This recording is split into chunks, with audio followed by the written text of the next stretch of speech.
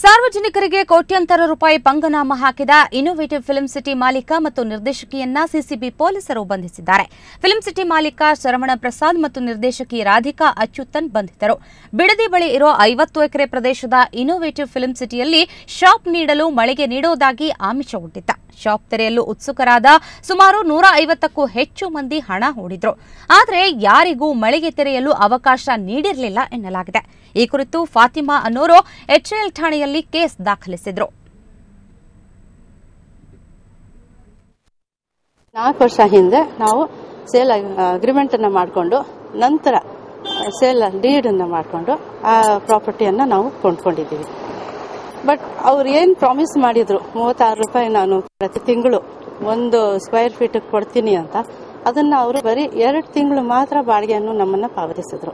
ನಮ್ಮ ದುಡ್ಡನ್ನ ವಾಪಸ್ ಕೊಡು ಅಂತ ಕೇಳ್ತಾನೆ ಇದ್ದಾರೆ, ದುಡ್ಡು ಕೊಡ್ತಾ ಇಲ್ಲ, ಏನೂ ಇಲ್ಲ ಅವ್ರಿಗೆ. ಅವರು ಬಹಳಷ್ಟು ಜನ ಹಿಂಗೆ ತುಂಬಾ ಜನ ಮೋಸ ಆಗಿದ್ದಾರೆ.